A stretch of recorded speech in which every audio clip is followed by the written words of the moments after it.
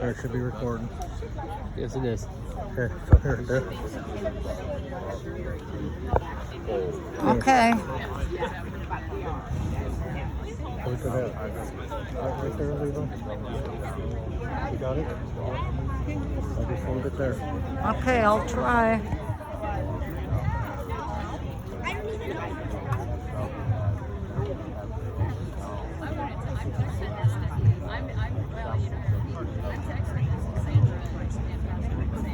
Good afternoon, everyone.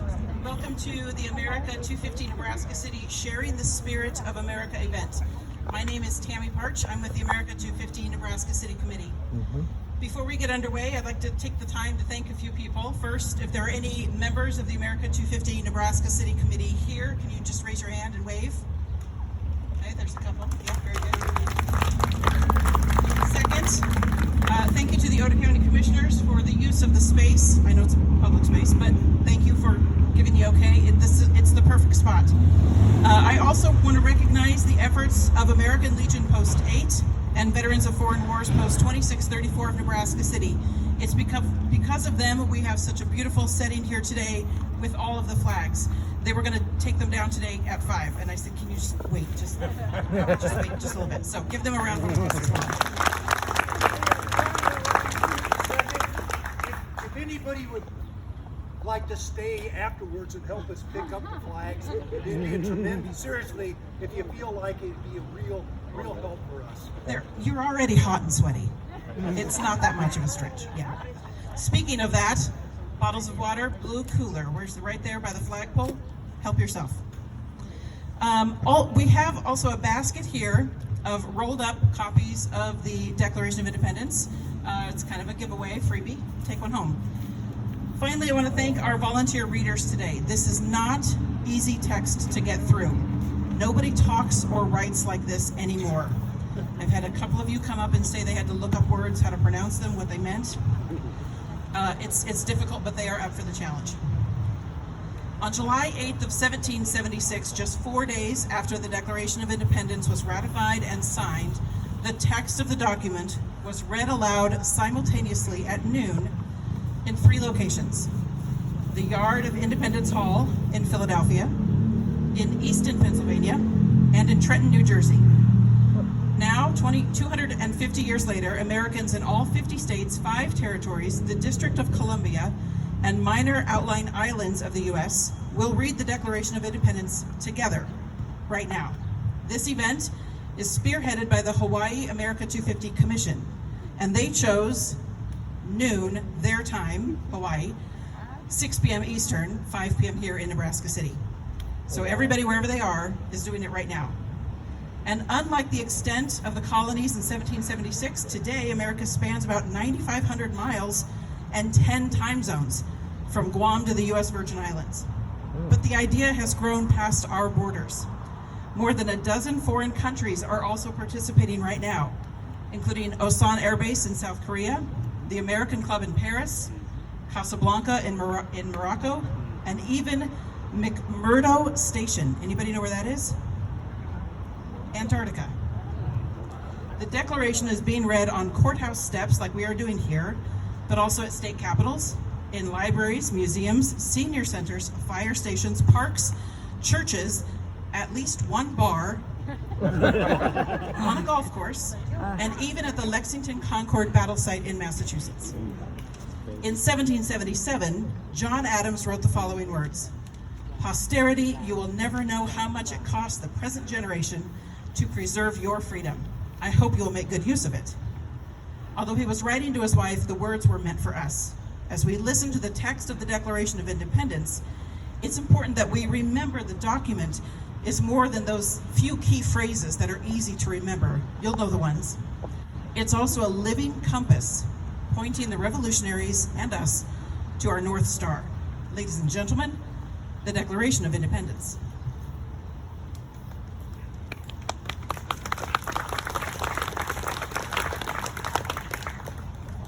When in the course of human events, it becomes necessary for one people to dissolve the political bands which have connected them with another, and to assume among the powers of the earth the separate and equal station to which the laws of nature and of nature's God entitle them.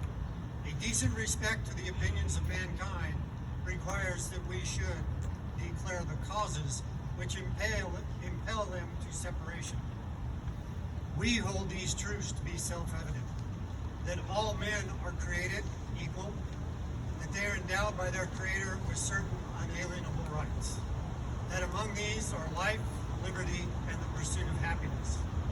To secure these rights, governments are instituted among men, deriving their just powers from the consent of the governed.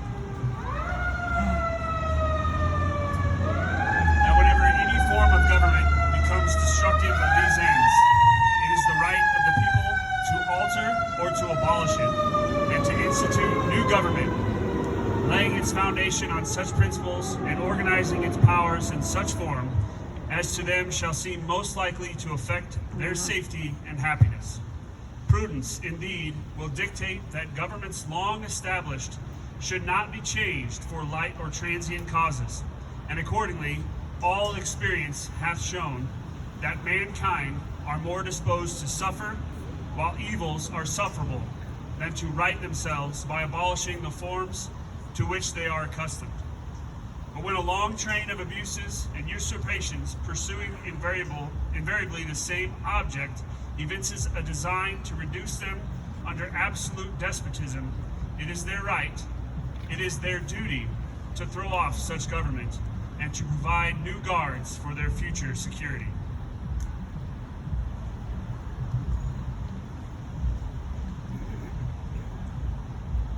Such has been the patient sufferance of these colonies, and such is now the necessity which constrains them to alter their former systems of government. The history of the present King of Great Britain is a history of repeated injuries and usurpations, all having in direct object the establishment of an absolute tyranny over these states. To prove this, let facts be submitted to a candid world.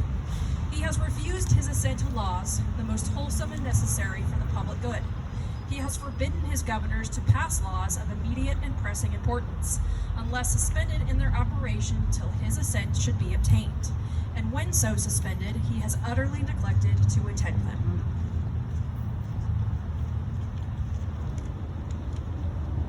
He has refused to pass other laws for the accommodation of large districts of people, unless those people would relinquish the right of representation in the legislature, a right inestimable to them and formidable to tyrants only. He has called together legislative bodies at places unusual, uncomfortable, and distant from the depository of their public records, for the sole purpose of fatiguing them into compliance with his measures. He has dissolved representative houses repeatedly for opposing with manly firmness his invasions on the rights of the people.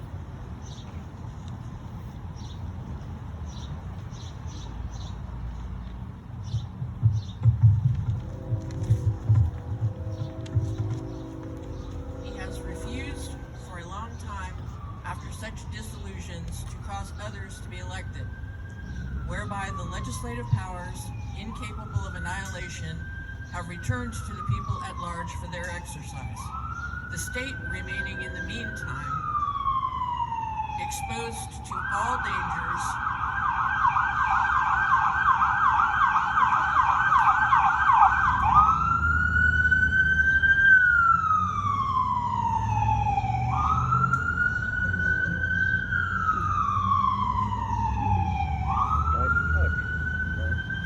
the state remaining in the meantime exposed to all dangers of invasion from without and convulsions within. He has endeavored to prevent the population of these states, for that purpose obstructing the laws of naturalization for foreigners, refusing to pass others to encourage their migrations hither, and raising the conditions of new appropriations of lands.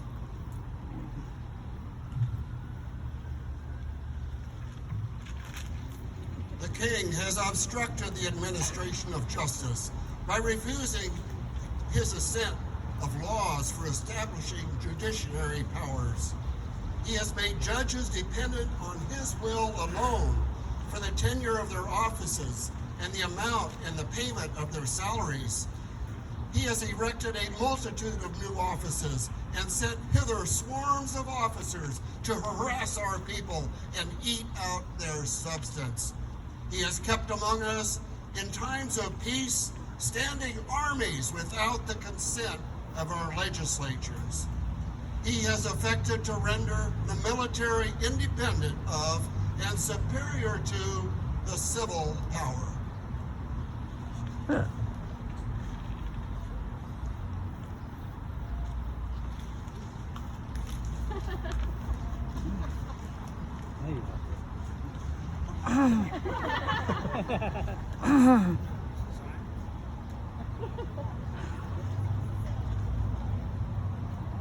He has combined with others to subject us to a jurisdiction foreign to our Constitution and unacknowledged by our laws, giving his assent to their acts of pretended legislation, for quartering large bodies of armed troops among us, for protecting them by a mock trial from punishment for any murders which they should commit on the inhabitants of these states, for cutting off our trade with all parts of the world, for imposing taxes on us without our consent, for depriving us, in many cases, the benefits of trial by jury.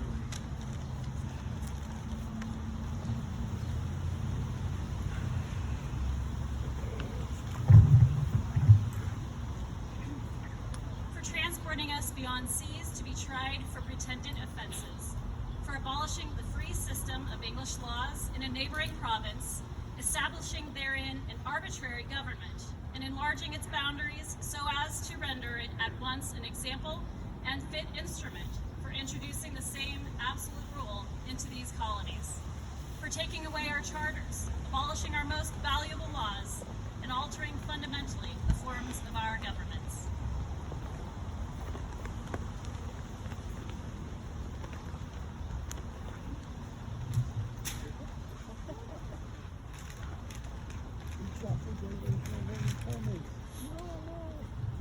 For suspending our legislatures declaring themselves invested with power to legislate for us in all cases whatsoever. He has abdicated government here by declaring us out of his protection and waging war against us. He has plunged our seas, ravaged our coasts, burned our towns, and destroyed the lives of our people.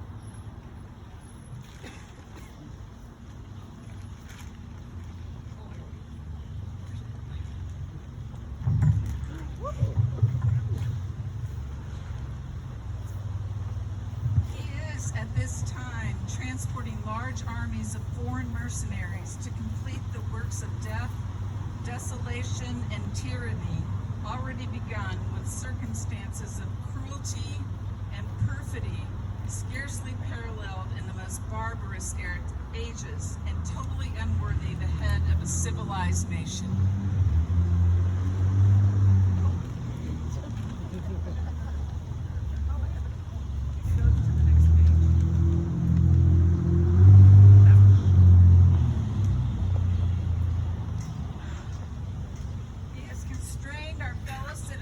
Taken captive on the high seas to bear arms against their country, to become the executioners of their friends and brethren, or to fall themselves by their hands.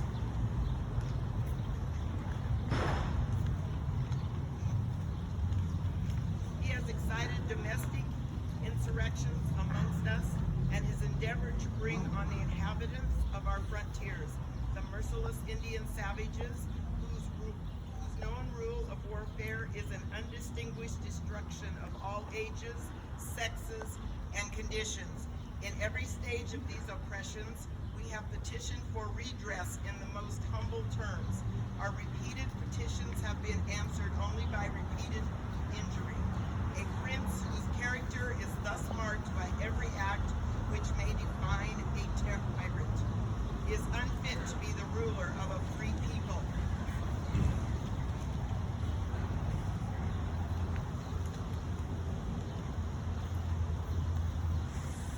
Nor have we been wanting in attentions to our British brethren. We have warned them from time to time of attempts by their legislature to extend an unwarrantable jurisdiction over us.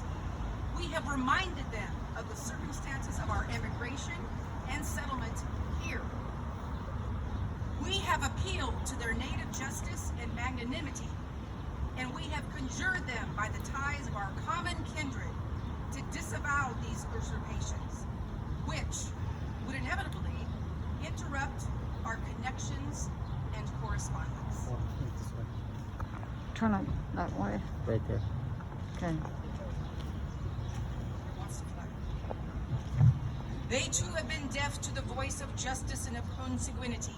We must therefore acquiesce in the necessity which denounces our separation and hold them, as we hold the rest of mankind, enemies in war, in peace, friends.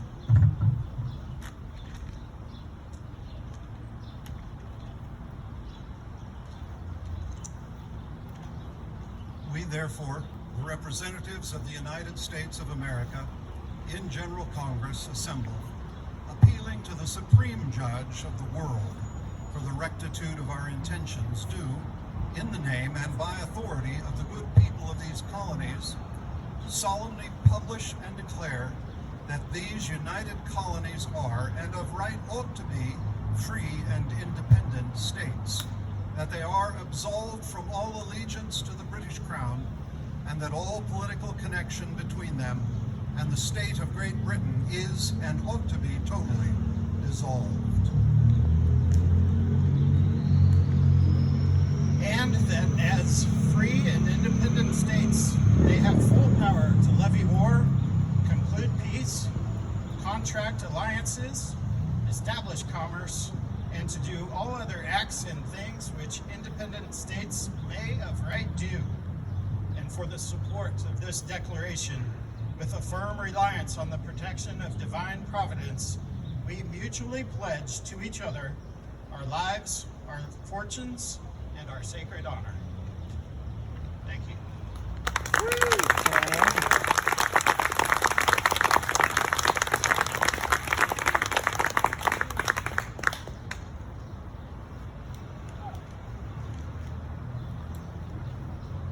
If we were in 1776, we would probably end with a huzzah. So, everybody ready? Huzzah! Huzzah! Doug Friedley, you had some interesting information about the gentleman who read first at Independence Hall. Do you want to come and share that real quick? Again, if you want some water, we're not going to stay out here much longer. But I want you to get hot enough so that you help with the flags, because you already have to take a shower anyway.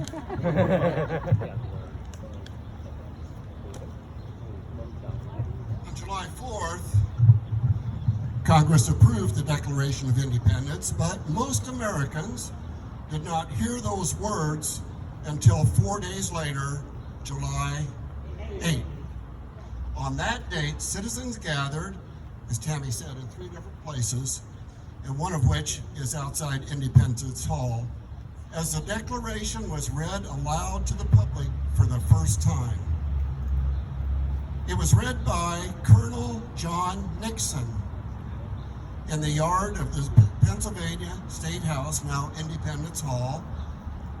The reading was one of the first times the public had heard independence from Britain had formally been declared. Nixon was a lieutenant colonel in the 3rd Battalion of Associators, a Philadelphia militia, and would see military action at the battles of Trenton and at Princeton.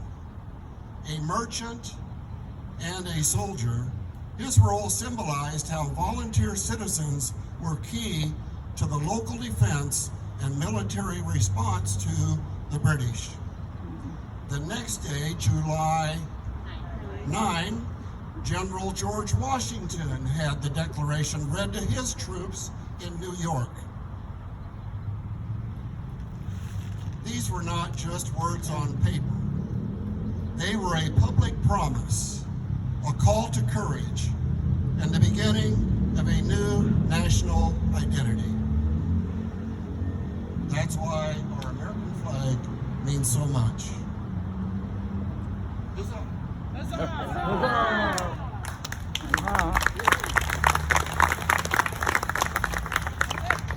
If you want to take pictures with your thing or with Doug's thing, want to take pictures with Doug's big, not real declaration? Yeah. It's not real. Where were you during National Treasure movie? No. In the courthouse. Feel free to do that. Otherwise, you can start helping with the flags. And again, we've got giveaway ones to take home and water. So thank you everybody for coming. Thank you so much.